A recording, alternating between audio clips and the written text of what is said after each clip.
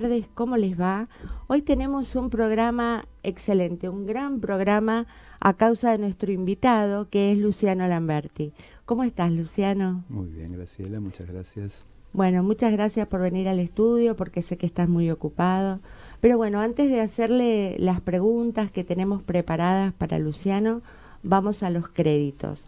Estás escuchando El Ojo de Diotima, una mirada puesta en los matices de la literatura, porque amamos el debate y el gris. Nos acompañan Nora Ricardi en la columna de libros, Ediciones Diotima y Federico Vilar en la producción, Juana en la parte técnica y quien les habla, Graciela Escarlato, en la conducción general. Bueno, Luciano, vos no necesitas ninguna presentación, pero vamos a decir algunas breves cositas con respecto a tu trayectoria. Nació en San Francisco, Córdoba, en 1978, es licenciado en Letras, publicó los libros de cuentos La Casa de los Eucaliptus, El Asesino de Chanchos, El Loro que podía adivinar el futuro. Estos dos últimos están incluidos en su último libro, Gente que habla dormida, y las novelas La Maestra Rural, La Masacre de Kruger, finalista del premio Filba Medife, y Los Abetos. Actualmente vive en Buenos Aires, donde dicta talleres de escritura creativa. Vamos a mostrar el último libro de... ¿A qué cámara lo muestro? ¿Se ve? Es el último libro de Luciano, que se llama Gente que habla dormida, y que reúne los dos libros que mencionamos y un libro nuevo que se llama Pequeños robos a la luz de la luna. Bueno, si te parece, empezamos con las preguntas. ¿Cómo estás? ¿Te sentís cómodo? ¿Todo Perfecto, bien? muy Perfecto. bien. Salvando los problemas de Subte. subte y Sí, todo sí, eso. sí. Bueno, yo te estuve leyendo y la verdad que a mí me sorprenden los principios de tus textos. El principio de tus cuentos, de La Maestra Rural, es de lo más potente que he leído. Entonces te quiero preguntar cómo pasa eso, cuál es la semilla por donde vos empezás a pensar un cuento. Bueno, por un lado, yo supongo que los principios, yo lo que enseño en mis talleres es que los principios, que algunos principios, no todos, tienen que enganchar a un lector muy distraído y muy seducido por su celular. Entonces, supongo que hay que darle, por un lado, algo medianamente extraordinario, digamos, que se salga de lo común, ¿no? Odio los principios que son, se levantó, se lavó los dientes y se puso las pantuflas porque es como, me aburre, es una mañana más, ¿no? Entonces trato de pensar en principios contundentes y que marquen como una dirección en el cuento, ¿no? Yo escribo cuentos en general bastante cortos, y entonces no tengo tiempo para perder el tiempo, ¿no? Es como que sigo esa máxima de Kurt Vonnegut que decía, empezar lo más cerca posible del final, y después si querés te vas para otra parte en términos temporales, pero sujetar al lector por el cuello para tenerlo conmigo y después ver qué hago con él. Bueno, muy exitoso eso, porque realmente pasa, uno no los puede soltar. Yo estaba leyendo El hombre de la máscara, ¿no? Y ahí decís que él ve a las personas cuando están dormidas y que ahí son realmente lo que las personas son, ¿no? Auténticas, especialmente cuando están soñando. Y yo eso lo relacioné con la literatura, ¿no? Y te quería preguntar si vos pensás que allí en la ficción, en lo que hay de imaginación en la ficción, está lo más auténtico de nosotros, ¿no? Que durante el día disimulamos un poco, pero ahí está el núcleo, ¿no? Bueno, la literatura es un sueño guiado, en gran medida. Creo que lo decía Borges, citando a Quevedo o algo por el estilo. Total, nadie leyó a Quevedo, así que no pasa nada. Nadie se va a dar cuenta. En gran medida es un sueño guiado, es un sueño donde uno marca al lector alguna trayectoria posible. Y yo creo que hay diferentes posturas para leer. Uno puede leer en el subte o puede leer incluso caminando, pero la postura ideal tiene que ver con el sueño y tiene que ver con el abandono que implica quedarse dormido.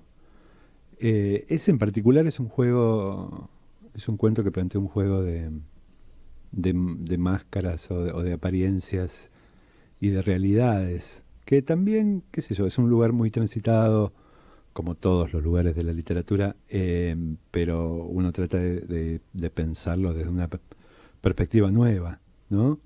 De cualquier forma, el narrador de ese cuento es alguien que está un poquito enfermo, entonces no tenemos que hacerle caso. ¿No? Alguien que se pone una máscara para ir a visitar vecinos agobiado por el calor, por enero, Y por la que se ciudad siente él pequeña donde mismo en la vive. medida en que tiene la máscara, ¿no? Si se la saca Claro, ya no es él, es una claro. cosa. Bueno, el otro día vi una peli que está basada en un cuento de Joe Hill, que es el hijo de Stephen King, que se llama The Black Phone, el teléfono negro, donde el villano, digamos, tiene una máscara y cuando el niño logra arrancársela, como que pierde sus poderes, ¿no? En gran medida podemos pensar eso como que nuestra identidad a veces es la que mostramos y a veces es la que no se puede La ver. que no queremos mostrar o no se Ujú. puede ver. Te traslado una pregunta de una de nuestras escritoras del editorial. Ella dice, ¿cómo te vinculás con el miedo y si trasladás ese vínculo a la literatura? A ver, fue cambiando mi vinculación con el miedo con el tiempo, ¿no? En principio, cuando era niño, y de eso me estoy acordando porque ahora tengo hijos, y los hijos te ayudan a recordar cómo eras, o qué te pasaba por la cabeza cuando eras niño, y eso me pasa a mí por lo menos.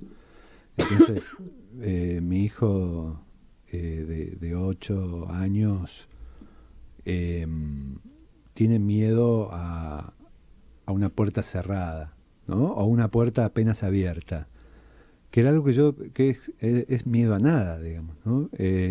Y me hizo acordar a mi infancia y a mi propia experiencia siendo niño y teniendo esa clase de miedo completamente irracional, que seguramente responde a cuestiones psicológicas y demás, pero es un miedo a la nada. Y después cuando crecí, en gran medida mis miedos se fueron volviendo más aburridos y más realistas, tipo no llegar a fin de mes o el precio del pan lactal, ¿no? Esa clase de cosas, mis miedos se transforman, o bueno, el peligro que puede haber sobre tus hijos, etcétera. Em, yo trato de en mi literatura un poco trabajar con ese antiguo miedo a lo inexplicable, ¿no? Trato. Porque por más que ahora esté preocupado por el pan lactal, en algún lugar de mí sigo siendo un niño y sigo teniendo miedo a la puerta entera abierta, ¿no? Con todo lo que eso significa. Y trato de recuperar esa infancia en mis lectores. Ujú. Em, bueno, yo estaba pensando si atribuirte, si se te atribuye en general el género de terror. A mí me parece que muchos de tus cuentos son realistas. Yo diría, si tuviera que hablar de un género, inventaría uno, que diría que es una literatura de conmoción, de sorpresa Mm. constante. Bueno, un poco contestaste esta pregunta, ¿no? Pero buscas el efecto así a lo Poe, ¿no? Bueno, escribir un cuento como Poe es muy difícil, ¿no? Como uno dice, bueno, la literatura o el género cuento fue cambiando y se fue transformando en otra cosa y hay muchas apuestas que se separan de eso y que están buenísimas, pero sigue siendo el ideal, digamos, es el cuento de Cortázar, el cuento de Liliana Hecker, el Te lo cuento pregunto cerrado por... y perfecto, ¿no? Sí, sí, pero lo que él dice en El Cuervo, que él lo que quiere lograr es el efecto en el lector, ¿no? Cuando habla de su poética. Ojalá, ojalá, digamos, en el mejor de los casos. Para eso hay que hacer algunas cosas muy magistralmente, que es, a mí me pasa cuando leo, digamos, sobre todo, ¿no? Como cuando leo a los grandes. Me pasa que siento, volviendo a lo del hombre de la máscara, siento que la realidad desaparece a mi alrededor y que estoy en otra parte, ¿no? Que es una vieja sensación de ser lector a los 15 años y de que el mundo desaparezca. Eh, y para eso no hay que entorpecer el camino, ¿no? Hay que dejarlo lisito como un tobogán. Y es muy difícil. Pero bueno, es un ideal que uno persigue libro tras libro, tratando de conseguirlo. Yo cuando leo tus libros encuentro una gran literatura, no una literatura de género. ¿A vos te parece que es válida esa división entre alta literatura, baja literatura? No. Voy a citar a lo que dice Mariana Enríquez sobre la manera en la que nos criamos, ¿no? O la manera en la que consumimos cine y a través del VHS, digamos, cuando yo era chico, cine de terror, ¿no? No había una división. Esas divisiones son más académicas, o tienen que ver con el mercado, pero yo no es que diga, bueno, soy un escritor de terror, entonces todos mis cuentos tienen que ser de terror. Escribo lo que me gusta, lo que me sale, lo que me erotiza, digamos, y ponerle en el último libro, sí, hay cuentos realistas y cuentos más fantásticos. Igual el terror no tiene por qué ser fantástico, pero hay cuentos realistas y cuentos fantásticos, pero en los cuentos realistas la realidad está a punto de ceder, digamos, y en los cuentos fantásticos hay una gran base realista, ¿no? Es cierto, y es muy suave el camino, uno no se da cuenta, no está en la realidad y de pronto está metido en una situación tremenda, ¿no? Y yo creo que abordar los géneros tiene que ver con eso, digamos, con ponerlos en tensión con otra cosa, para que no sean... Porque si hoy yo me pongo a escribir un cuento como Poe o como Lovecraft, la gente se va a reír, ¿no? Como en la lóbrega noche caía, qué sé yo. No tiene el menor sentido. Uno lo tiene que... Y esa es la gran enseñanza de King, digamos. Darle un contexto realista donde el lector se sienta cómodo para que de ahí emerja lo sobrenatural. Yo leía en los cuentos en El asesino de chanchos en particular, El comido por las hormigas, en todo ese libro hay como una especie de deterioro en los personajes, una cosa que se va para abajo, ¿no? Por ejemplo, la guerra entre ricos y pobres en Comido por las hormigas. Te quería preguntar, ¿cuál sentís que es el hilo conductor de ese libro o vos qué querías contar? Bueno, es el primer libro de narrativa, digamos, más o menos serio de mi parte. Antes escribí uno, pero ni siquiera lo nombro de lo malo que es. No que lo puedo publiqué creerlo, en no una puedo editorial creerlo. chiquitita. Es el libro, y es un libro donde yo establezco una zona, que es la zona del interior donde pasé mi infancia, y una época que son los 90, digamos, y los efectos del menemismo en el trabajo, la vida, los jóvenes, el horizonte de expectativas. Entonces, si algo tiene en común es ese paisaje, que a mí me gusta mucho escribir a partir de un paisaje en un espacio, y sí, cierta indolencia de los personajes que no están preparados para ser lastimados, Exacto, ¿no? se ¿Viste? nota esa desazón, ¿no? Tiene un epígrafe que dice: Dios hace sufrir a quienes ama, que a mí me encanta, que es del libro de Job. Y que tienen que ver con eso, digamos, con los resultados en términos de vivencia de una época política y de su derrumbe, ¿no? Les recomiendo muchísimo ese libro, que lo van a encontrar que es Gente que habla dormida, junto con Pequeños robos a la luz de la luna, que es el último, y El loro que podía adivinar el futuro. Leyéndote, a veces yo tengo la sensación de que los cuentos son arbóreos, ¿no? Como que se van diseminando, de un tema pasan al otro, y eso me hace pensar a mí, en Aira. Pero yo te quería preguntar, ¿qué escritores te influyeron a vos? ¿En qué tradición te gustaría ponerte? Un montón, qué sé yo. Aira no, porque me parece que Aira es inimitable. Si imitas a Aira, siempre fallás, ¿no? Hay una novela de Ariel Idés que se llama La última novela de César Aira, que César Aira leyó y dijo que estaba escrita en prosa, ¿no? Como para diferenciarla de su poesía. No hay forma. no hay forma de imitar a Aira y no hacer ridiculeces. Yo leí mucha literatura norteamericana durante mis estudios de letras, muchísima, y es en esa forma de mirar casi cinematográfica donde más me siento cómodo. No sé específicamente qué escritores, pero yo me acuerdo cuando tenía 20,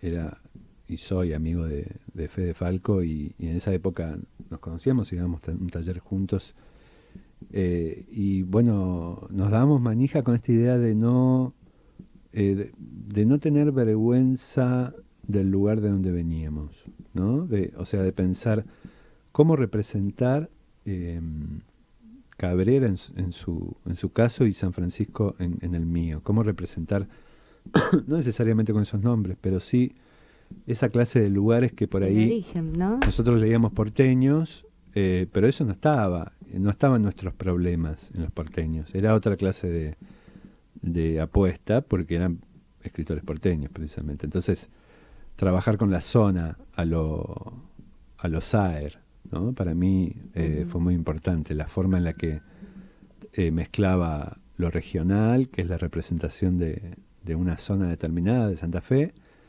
y lo experimental en la forma, ¿no? Eso para mí era muy interesante. Es un concepto que todavía pienso. Comentaste que das talleres y bueno, yo te quería preguntar un poco cómo vivís esa experiencia, y después me pregunto, yo he ido a un montón de talleres, ¿no? Pero si se puede enseñar a escribir, o sea, hay que tener algo especial, además de una inclinación, pero un talento innato para ser escritor. Mira, te voy a citar a Schweblin. Ella dice, se puede enseñar a pintar o a dibujar decentemente. ¿Por qué no escribir? O se puede enseñar a arreglar un motor. ¿Por qué no escribir? ¿Por qué sería tan mágico escribir? ¿No? Es un oficio más. Es un oficio. Todo depende de la leche que tenga el participante. Y ahí no me puedo meter en decirle, bueno, escribí 2 cuentos por semana como hacía yo a los 20. Dale. Porque es la forma, ¿no? Es la experiencia de los Beatles en Hamburgo, era, Claro, ¿no? no, Como que, sí. bueno, tocar todos los días como Claro. desquiciado para aprender de verdad. Yo lo veo en algunos alumnos, veo que el alumno que realmente tiene la leche, tiene las ganas, tiene la pasión, escribe mucho más de lo que vos le pedís que escriba, ¿no? Porque realmente quiere ser escritor. Sí, claro, Eso está en él. Y eso no lo puedo enseñar. Puedo enseñar a leer algunos procedimientos en otros escritores, para entender cómo funciona la cosa, ¿no? Después, aplicar mecánicamente esos procedimientos tampoco sirve para nada, ¿no? Pero yo creo que el hecho de que aprendan a leer, y de que aprendan sobre todo de que la escritura de un cuento o de la narrativa en general son muchos platos girando al mismo tiempo, ¿no? Cuando uno lee un cuento que te gusta, lees el tema, lees en mayor o menor medida la trama o el suspenso, pero también lees la música y también lees el ritmo y la velocidad, ¿no? Entonces, son muchas cosas, digamos, ¿no?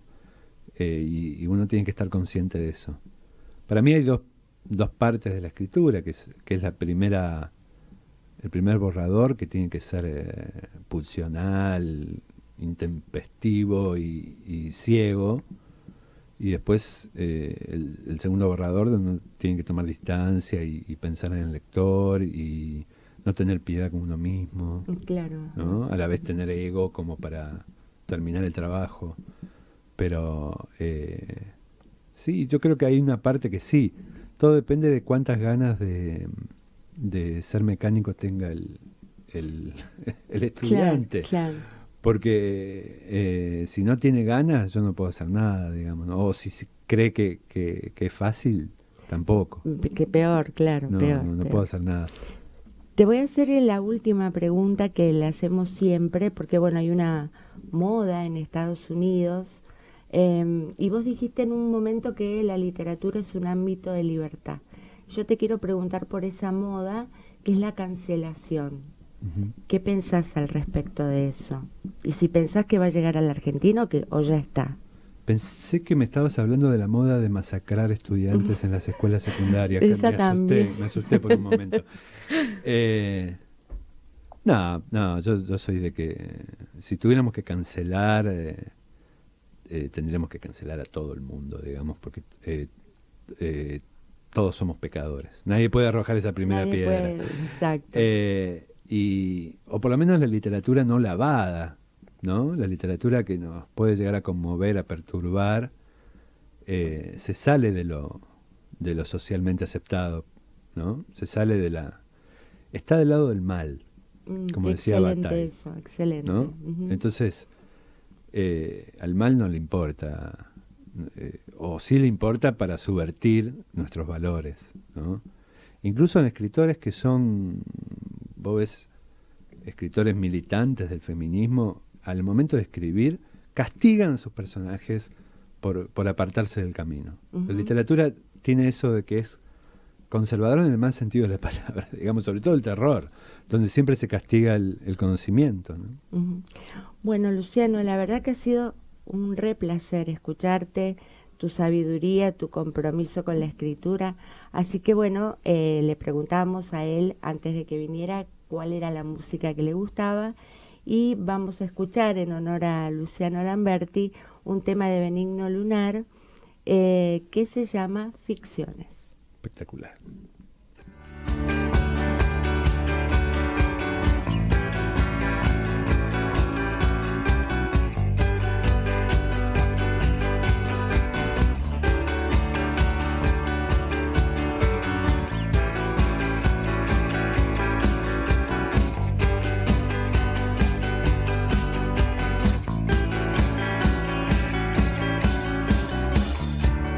Ahora cuando tomo unión del suspenso hacia el terror, saltaré, saltaré, saltaré hasta el otro lado.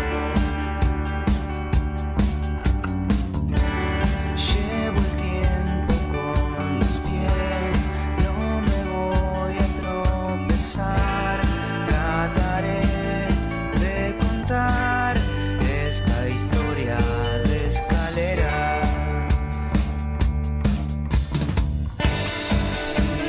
Ficciones de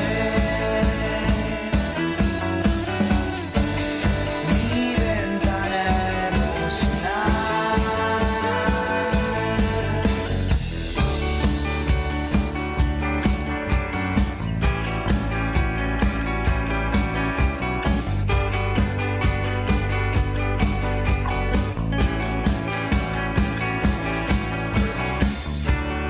Nunca supe qué pasó, no lo pude capturar.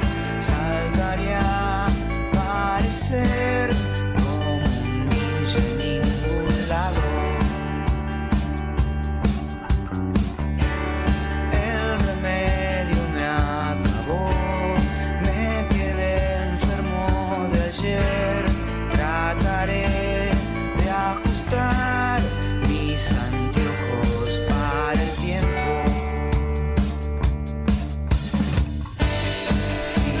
Ficciones de mi ventana emocional.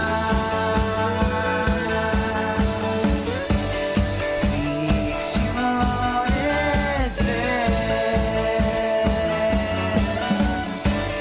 mi ventana emocional.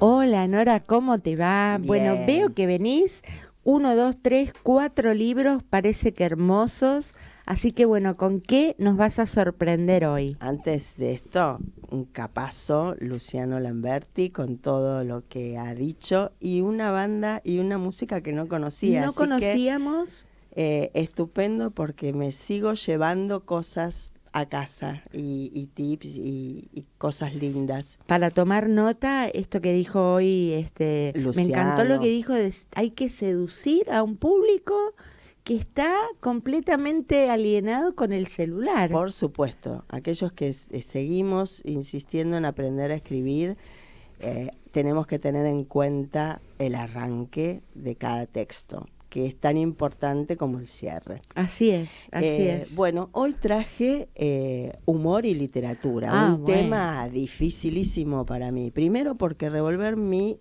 biblioteca y encontrar libros divertidos es difícil. Me gusta, como ya habrán escuchado los oyentes, el dramón. Pero además me parece súper difícil escribir y hacer reír y no desbarrancarse con determinados temas, ¿no?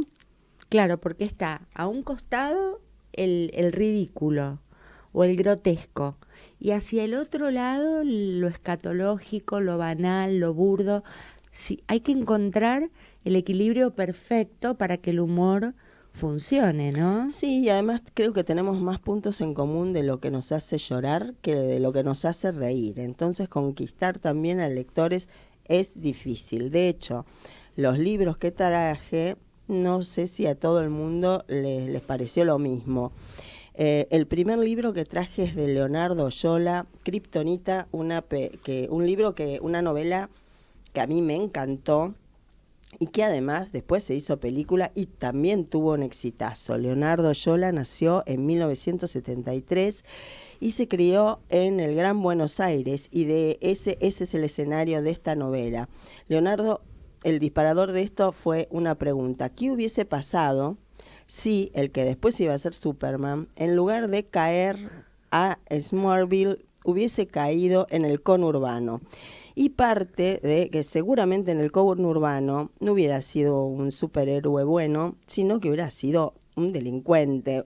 Entonces acá se encuentran personajes paralelos a los superhéroes que nosotros conocemos. El principal es Nafta Super, pero acá Con las ese peleas nombre. es sensacional, todos los nombres son sensacionales. Y este personaje cae en un hospital del conurbano porque la kriptonita es un vidrio verde de una botella de cerveza que le está haciendo debilitar tremendamente. Sus compañeros lo llevan al hospital y ahí empiezan una serie de aventuras desopilantes, pero también una denuncia a lo que es la burocracia, la sociedad y la marginalidad, que es espectacular, tratada desde un humor que no podés soltar el libro. Pregunta, ¿no parte de un prejuicio de que Superman en el conurbano sería un delincuente? Sí, se podría pensar así. Lo que pasa es que acá ¿El lo resto? justifica que la manera de sobrevivir siendo un superhéroe, porque de hecho son superhéroes malos, pero que al mismo tiempo defienden a una sociedad que no la defiende nadie. Que está rota, claro. Claro, Está rota. ¿sí? Entonces, hablando desde médicos, no santos, policías y lo que sabemos de la policía, es decir, hay un montón de cosas que las podemos leer entre líneas y que, por supuesto, que el grupo de los super amigos de Nafta Super tampoco son tan malos. ¿sí? Claro, claro. O sea, eso se da vuelta después. Claro, pero realmente el disparador, yo chapó con Leonardo Oyola que se le haya ocurrido semejante temón desde una pregunta que también yo digo, no sé, viaja en el colectivo y se le ocurre qué hubiera pasado. Sí, es maravilloso. Y de ahí sale todo un texto de ¿cuántas páginas? Pero yo le dije que es de Random House y es... Como 200. 200 páginas, sí, es fantástica, no la podés soltar. Hay que leerla. Hay que Yo no la he leerla. leído, la voy a buscar. El siguiente libro es Amores Enanos de Federico Jammer. un escritor muy conocido. Federico nació en Varadero. En 1957 tiene muchísimos libros publicados. Sido galardonado. Amores Enanos fue finalista del Premio Herralde de Novela, es de anagrama, y en esta historia el protagonista, la historia está en primera persona, es un enano que trabajaba en un circo y queda desempleado porque el circo se declara en bancarrota. No consigue otro trabajo más que de stripper, se hace exitoso y gracias a su éxito empieza a pensar en armar un barrio privado únicamente para enanos. Además de ser muy divertida, acá se tratan los problemas de convivencia y de comunicación de la sociedad, en una sociedad cerrada, donde acá no está hablando de las diferencias entre bajos y altos, sino los mismos problemas que tienen entre enanos, es decir, los problemas que tenemos en toda sociedad. Y acá también lo inteligente es lo divertido, de poder tocar temas candentes desde el humor, que es lo que me parece dificilísimo. Y muy inaudito el tema, muy muy increíble, ¿no? Este enano que se convierte en stripper. Supongo que debe tener un montón de ironía, ¿no, Nora? Mucha ironía. Qué difícil es también. Yo creo que, me parece, no sé si estás de acuerdo, es más difícil la ironía que el humor. Totalmente, porque es como vos decís, no es el chiste fácil del enano que no alcanza a... Está hablando de temas potentes y desde lo... ¿Tenés un pedacito señalado como para leer? No, pero lo vamos buscando si querés mientras escuchamos la música, pero antes de la música les cuento que traje también La Conjura de los Necios. Sí, un librazo, un clásico que tiene amores y odios. Así que después seguimos con los libros que faltan. Qué interesante. Bueno, no se vayan, volvemos y nos escuchamos, vamos... el Perfect Day. Sonreír y divertirnos. Y para pasar un muy buen momento, como siempre leyendo, ¿sí? La Conjura de los Necios es, la mayoría lo sabe, pero lo repetimos, John Kennedy Toole escribió esta novela en los 60, ante el fracaso el rechazo de todas las editoriales, se suicida y su madre... empieza el derrotero de llevar la novela y en el 1980 logra ser publicada. Y luego fue el gran clásico que es hasta el día de hoy. La Conjura es un libro donde el personaje principal realmente causa rechazo. Acá sí hay humor escatológico. Pero es un gordo sucio de 30 años que sigue viviendo con la madre, que nunca trabajó, que está esperanzado en que va a escribir su gran obra, critica todo lo que es la sociedad moderna y él sueña y trata de hacer militancia para poder volver a vivir como se vivía en la Edad Media. Esto está basado en literatura barata y nada basada en... Pulp Fiction. Exactamente, queda así como muy encandilado con la Edad Media y en el medio se encuentra y se rodea con personajes tan absurdos y losers como él. Es realmente muy entretenida. A mitad de la novela lo querés matar al gordo, pero al mismo tiempo querés decir hacia dónde va. ¿Cuál va a ser el destino de este gordo inútil y que se va encontrando con cada personaje que desafía todos los mandatos de la sociedad moderna actual, ¿no? Exactamente, y la sociedad norteamericana, ¿sí? Que es lo que, además, esto todo pasa en Nueva Orleans, entonces va hablando de lo que va pasando en Nueva Orleans. Es realmente imperdible, es una novela que hay que darle la oportunidad, por lo que digo, uno va despreciando al gordo, que está todo el tiempo con problemas estomacales, además, haciéndose el delicado, pero pasando eso hay una gran historia. Debe haber una crítica, porque eso es algo que tiene el humor, no sé si vos coincidís, Nora, que es una pinza, una herramienta para la crítica, ¿no? Para tomar un concepto de la sociedad, nos reímos y es demoledor el humor en eso. Tal cual, y además es justamente el humor es como una válvula donde podés y te das libertades, y siempre que sea con mucho respeto y con mucha delicadeza.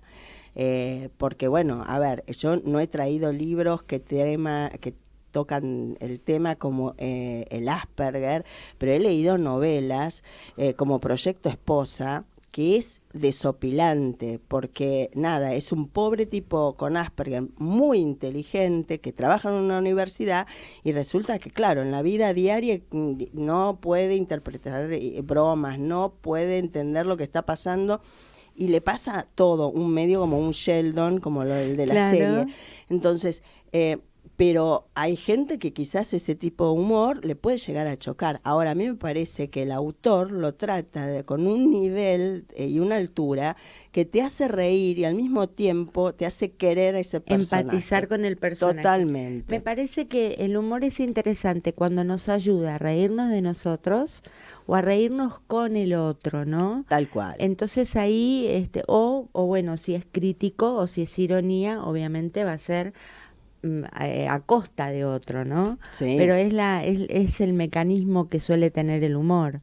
Por supuesto. El otro libro que traje es Wilt, de Tom Sharp, de editorial Anagrama. Tom Sharp, inglés, nacido en 1928, falleció en 2013. Hay toda una saga de este personaje. Son 7 libros, si no me estoy equivocada. Es genial este personaje, Graciela, vos lo has leído también. Delicioso, sí. Es un pobre tipo, profesor adjunto de un politécnico que nunca logra el ascenso y que encima está casado con una mina New Age que solo le Que lo importa. domina. El que lo domina, que es superficial, que habla de la meditación y del amor y que lo maltrata. Y entonces él sale a caminar y en esas caminatas va pensando mil y una forma de matar a su esposa. Solamente pensándolo como todos queremos matar a nuestro jefe, por ejemplo. Y por un hecho fortuito llegan unos vecinos, se enganchan con estos vecinos y termina con una muñeca inflable donde va canalizando todos estos deseos de eliminar a su esposa. En uno de estos planes tira a la muñeca inflable en una obra en construcción con tanta mala suerte que la mujer sale de viaje y los obreros están absolutamente creídos que realmente es un cadáver.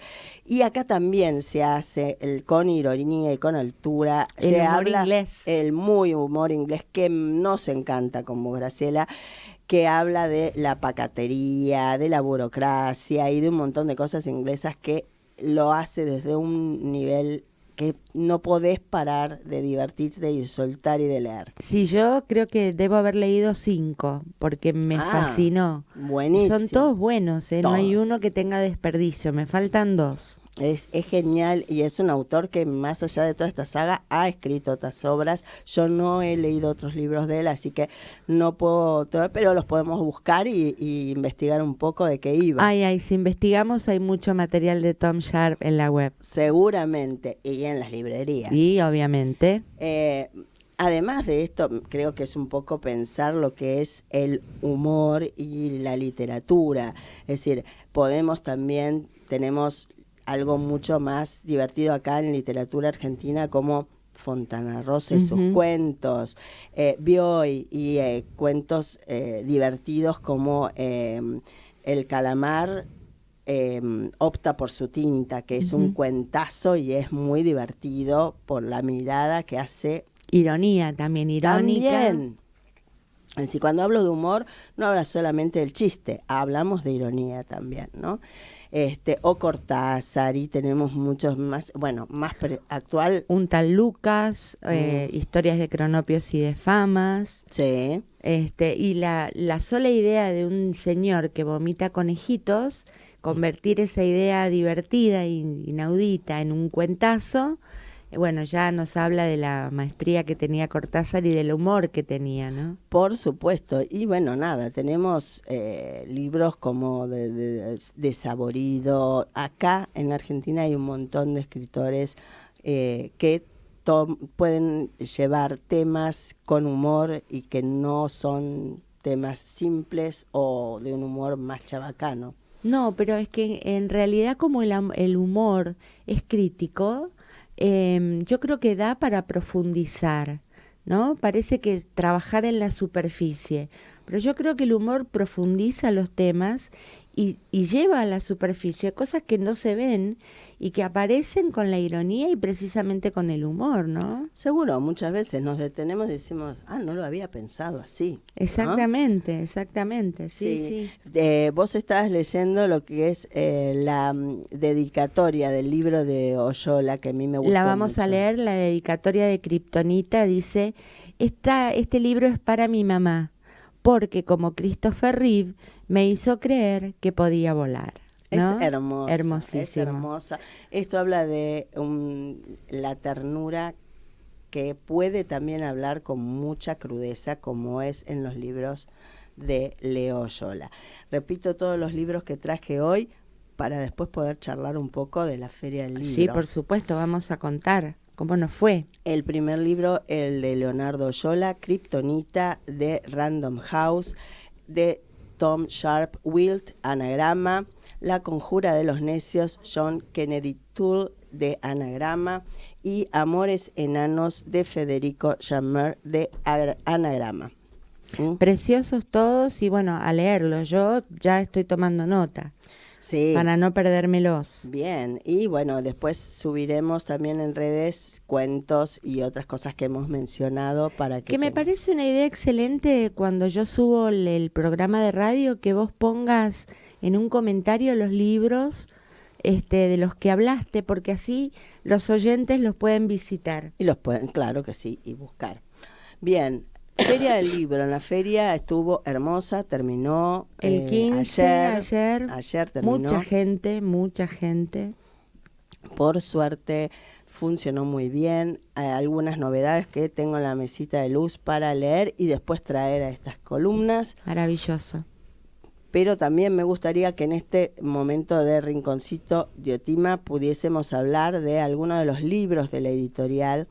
Uno de ellos de cuentos, La versatilidad de las cosas, que Fabiana Galcerán ayer estuvo en la feria, estuvimos hablando con ella sobre su libro, La versatilidad de las cosas, y con la poeta María Lanese, que tiene un libro con Antonio Pinto que se llama Conversaciones Sagradas.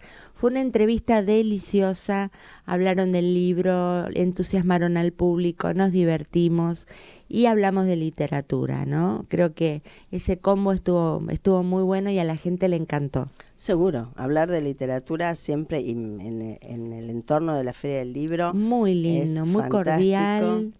Y bueno, Fabiana nació en Buenos Aires, estudió idiomas y es fotógrafa, además de haber estudiado arte. Y todo esto se ve reflejado en sus cuentos, en la versatilidad de las cosas.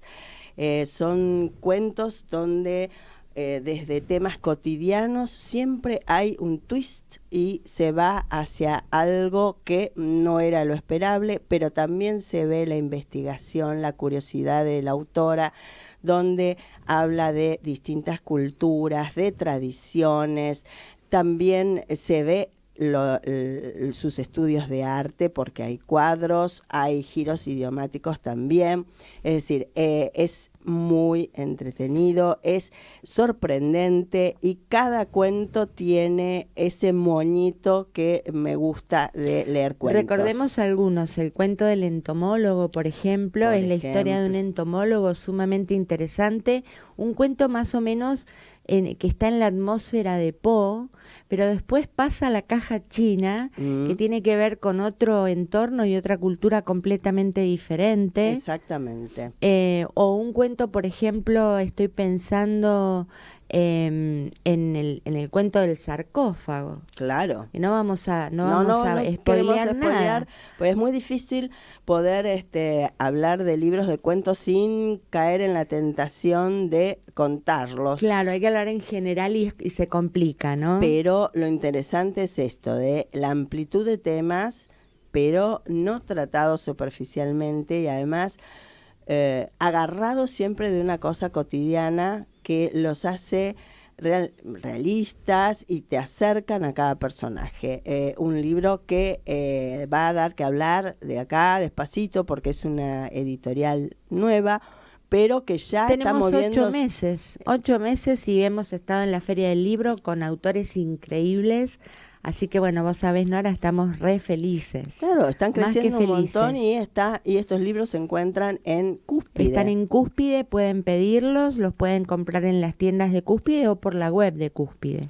Sí, entonces están todas las opciones. A los que les gusta leer cuentos, me parece un libro muy bueno para poder meterse en distintos mundos. Yo diría que todos los cuentos de Fabiana tienen algo en común, que es la inquietud, ¿no? Sí. Son todos inquietantes, te dejan todos pensando como en esa vuelta de tuerca o qué hubiera pasado si, ¿no? Son muy, muy inquietantes desde el misterio. Ujú, tal cual, tal cual. Así que a buscar la versatilidad de las cosas de Fabiana Galcerán. Pero también Diotima tiene, como vos dijiste, poesía y es otro tema el poder hablar y dedicarnos en la columna de libros de poesía. Para hoy elegí de Sed de Ojal de Pedro Santos de Luca, uno de los poemas que me gustó, primero para presentar al autor.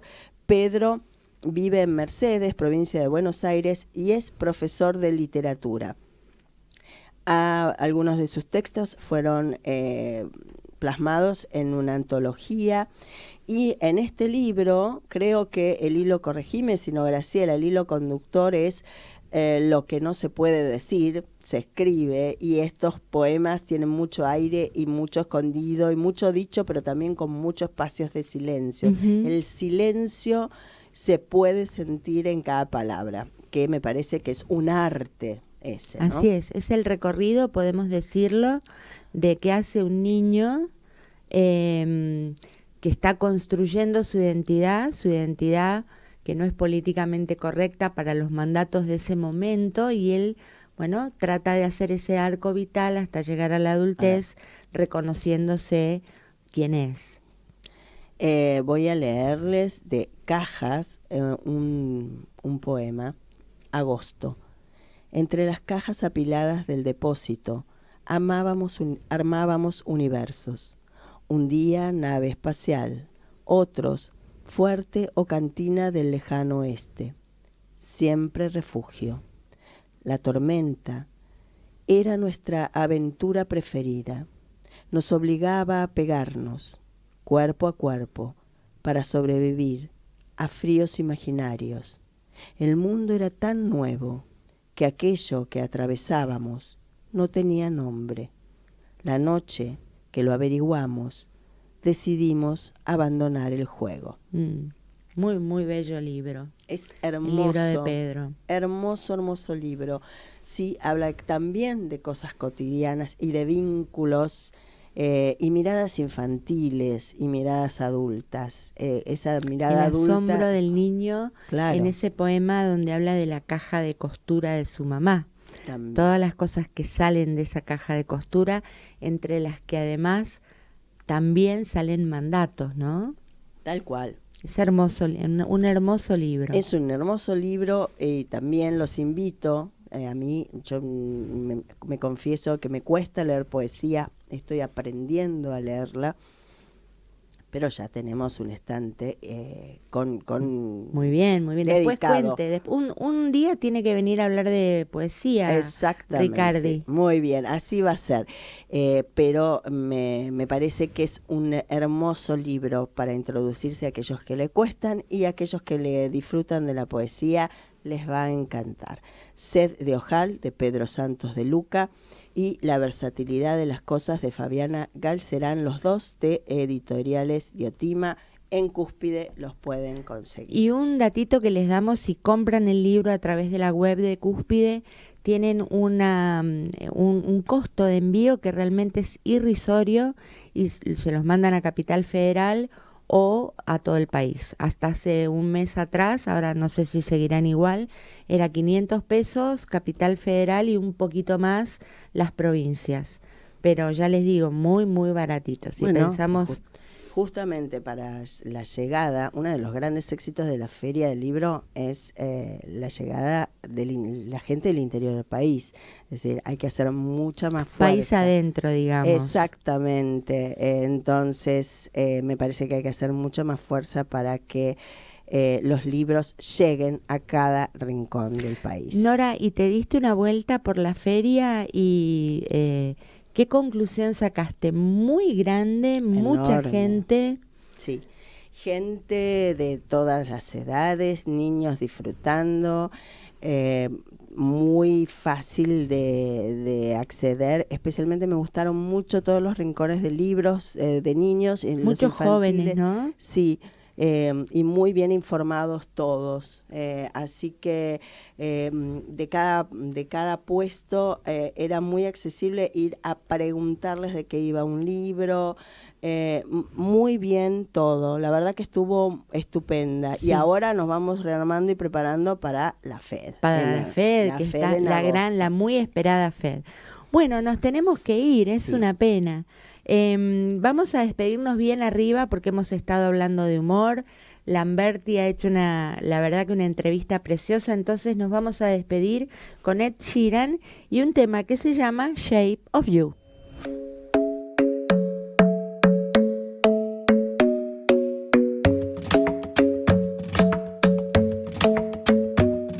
The club isn't the best place to find the lovers, so the bar is where I go.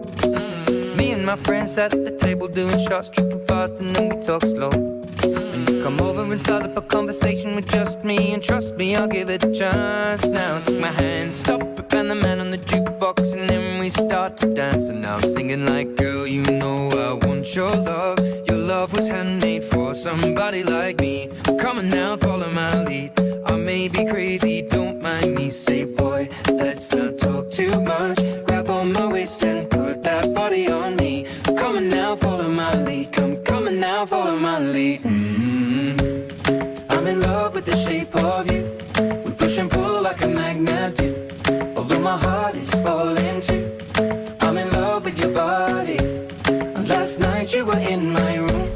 And now my bedsheets smell like you. Every day discovering something brand new. Well, I'm in love with your body.